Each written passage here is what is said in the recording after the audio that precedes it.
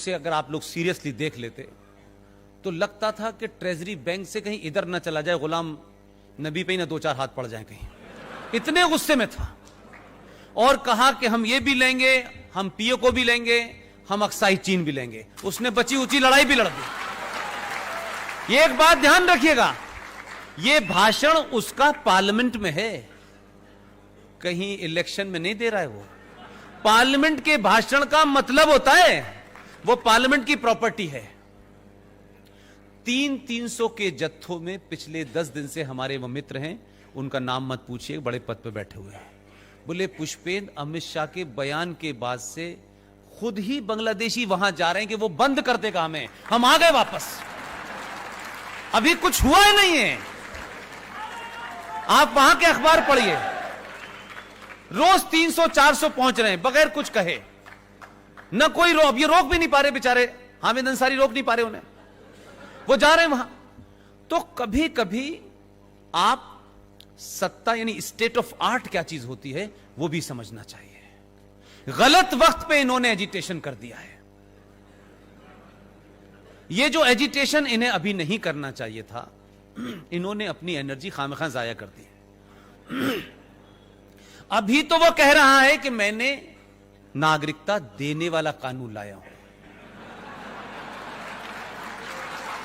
अभी दे दूं सबको मैं, पहले मुझे देनी है, जिसको मैं देना चाहता हूं देना, लेने वाला तो अभी लाऊंगा। ये इनको पता है, इसलिए सड़कों पे उतरे हुए हैं।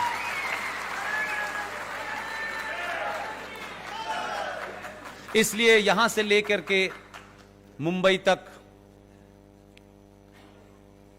कोई फैज अहमद फैज का गाना गा रहा है, कोई भजन कीर्तन कर रहा है, कोई कह रहा है हमें भारत के संविधान पे बड़ा यकीन है, आवाज ही नहीं निकल रही।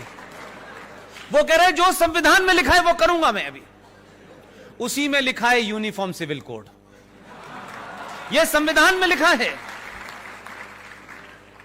इसलिए इस देश की पार्लियामेंट में बहुत सारे काम हुए, लेकिन पूरी दुनिया में रिएक्शन इसलिए नहीं आया कि पूरी दुनिया को लगता था, पड़ोसी मुल्कों को लगता था कि ये हमारे यहां बहुत सारे संशोधन आएंगे, कुछ बिल आएंगे, पास हो जाएंगे, लेकिन इस पे कभी एक्शन नहीं होगा। इसलिए एक और आपको महत्वपूर्ण बात बता रहा हूं मैं, घबराहट पड़ोस में इसलिए नहीं है कि 370 हट गया है। घबराहट इसलिए है कि 24 फरवरी 1994 को भारत के प्रधानमंत्री पीवी नरसिम्हा राव, जानते हैं आप उन्हें? आधुनिक भारत का चाणक्य था। मैं अपनी बात किसी के लाइकिंग डिसलाइकिंग पे नहीं करता। उनके पर्सनल सेक्रेटरी 30 साल से साई की तरह उनके साथ हैं, वो जीवित हैं। एक घटना में मैंने ऐसे ही पब्लिकली कोई बात कह दी, मैं कोई 20 साल से उनसे मिला नहीं। उनका फोन मेरे एक मित्र के पास आया और उन्होंने कहा कि पुष्पेंद्र से मुझे बात करनी है। वो एक ही बात पूछ रहे थे कि ये तो सिर्फ उन्हें पता थी और मुझे पता थी, तुम्हें कैसे पता है ये बात? मैंने कहा ये मैं क्यों बताऊं, मुझे कैसे पता थी जब आप नहीं बता रहे तो। पीवी नरसिम्हा राव ने 24 फरवरी 1994 को भारत की पार्लियामेंट का ज्वाइंट सेशन बुलाया और उस ज्वाइंट सेशन में एक प्रस्ताव पारित हुआ कश्मीर को लेकर के, और उस प्रस्ताव में यह कहा कि भारत और पाकिस्तान के बीच में कश्मीर एक समस्या है। वामपंथी कुर्सी से कूद गए, उन्होंने कहा क्या आदमी, ये तो हमारी बात कह रहा है। और कॉमा लगा के, क्योंकि जितना अटल जी पॉज लेते थे उतना ही पीवी नरसिम्हा राव लेते थे। और यह ध्यान रखिए कि पीवी नरसिम्हा राव अटल जी को अपना गुरु मानते थे राजनीति का, ओपन है, उनकी किताब में है। एक किस्सा सिर्फ इतना है कि उन्होंने कॉमा लगा के आगे कहा कि सिर्फ विवाद जम्मू कश्मीर में इतना ही है कि जिस जम्मू कश्मीर के हिस्से पे पाकिस्तान ने कब्जा कर लिया है उसे वापस लेना है। अब ये पारित हो गया, तो पार्लियामेंट के अंदर अगर कोई चीज सर्वसम्मति से पारित हो जाती है तो वो फिर सरकार की नहीं रहती, वो पार्लियामेंट की प्रॉपर्टी हो जाती है। कभी ना कभी सरकार को उसको पूरा करना होता है। आपने ध्यान नहीं दिया। लोकसभा में जब यह डिबेट चल रही थी तो वो जो कह रहे थे हम पीओके भी लेंगे, चीन भी लेंगे, उसी वक्त एक मंत्री खड़े हुए जो जम्मू कश्मीर से थे और उन्होंने बहुत जोर से कहा, जो बात मैंने आपके सामने दोहराई है, उन्होंने पूरी ईमानदारी से 1994 का वो प्रस्ताव कहा, ये हमने पास नहीं किया है, ये पीवी नरसिम्हा राव करके गए थे, हम तो आपके काम को आगे बढ़ा रहे हैं। अब इनसे न रोया जा रहा है न हंसा जा रहा है। तो कुछ चीजें होती हैं, उन्हें बड़ी समझदारी से करा जाता है। अब बार बार लोग ये पूछते हैं हिंदुस्तान के, पीओके हम कब लेंगे? ऐसा लगता है कि प्याज हम कब लेंगे, आलू कब लेंगे। यानी पहले तो हमने सोचा ही नहीं था और अब इतना आसान लग रहा है कि पीओ के बाद हम अक्साई चीन लेंगे। फिर कहते हैं कि बलूचिस्तान कब आएगा। अरे मैंने कहा भाई इतनी तेजी से मत चलो, जो है उसे पहले संभाल के रखो, क्योंकि कुछ लोग आग लगाने पे तुले हुए हैं। तो आप करते क्या हैं कि पीडीपी का वो एमएलए एमपी, जब चर्चा हो रही थी सिटीजन अमेंडमेंट के ऊपर, तो आप सोचिए उसकी बेहयाई देखिए। हम में से, आप में से कोई होता तो शायद हम सुन के भी हम छोड़ के भाग जाते लोकसभा। लेकिन उस मक्कार की मक्कारी देखिए, भरी लोकसभा में भाषण दे रहा है और कहता है कि पाकिस्तान से आने वाले मुसलमान को आप क्यों नहीं नागरिकता देंगे। आप, किसी ने उससे पूछा, ए मक्कार तू ये बता,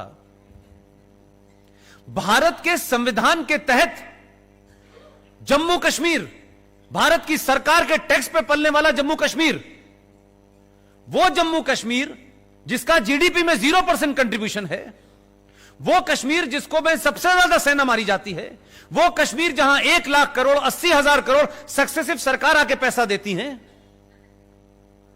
तुम्हारी तो पॉपुलेशन 1.5 करोड़ थी। तुमने तो अपने राज्य में हिंदुस्तान के मुसलमान और हिंदुस्तान के हिंदू को नागरिकता देने से मना कर दिया, और तुम हिंदुस्तान के लोगों से और सरकार से कहते हो कि पाकिस्तानी को यहां नागरिकता दे दो। ये मक्कारी देखिए, एक छोटा सा राज्य, आप तो हिंदुस्तानी को वहां नहीं आने देना चाहते। और दूसरा बड़ा खुलासा,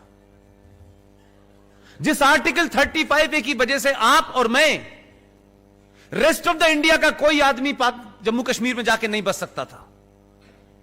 वो 7.5 लाख लोग जो हिंदू थे, वो जम्मू कश्मीर के 70 साल से नागरिक नहीं थे। वो मेरे और आप जैसे हजारों लोगों की प्यार मोहब्बत से जाने वाली इमदाद से पलते थे। उनके बच्चे कब पैदा हुए, कब मर गए, पूछा नहीं किसी ने। कब ठंड है, कब जाड़ा है, कब गर्मी है, कोई नहीं पूछने गया। उन्होंने उन तक को नहीं दिया नागरिकता, मुझे नहीं दिया, आपको नहीं दिया, लेकिन उन्होंने क्या काम किया। और इसके बाद भी कहते हैं वो सेकुलर हैं।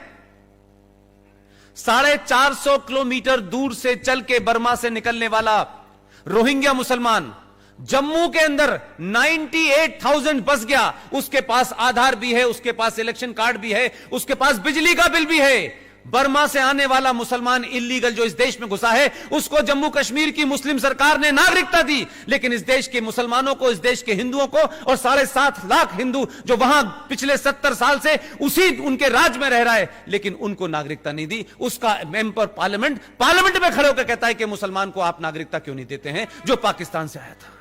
ऐसे मक्कार भी भारत की पार्लियामेंट में बैठे हुए हैं, और वो इसलिए बैठे हैं कि आप बोलते नहीं हैं।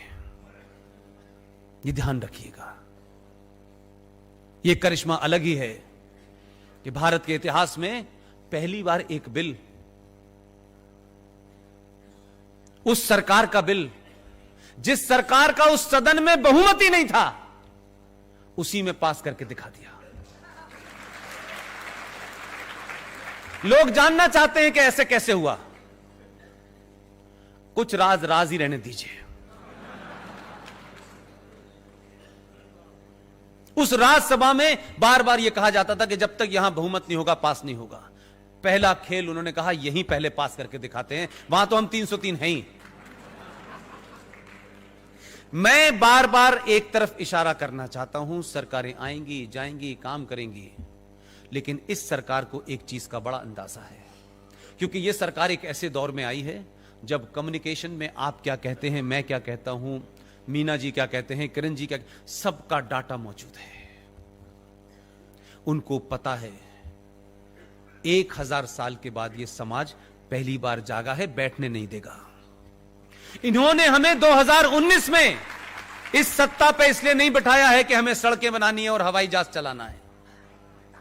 यह उनको पता है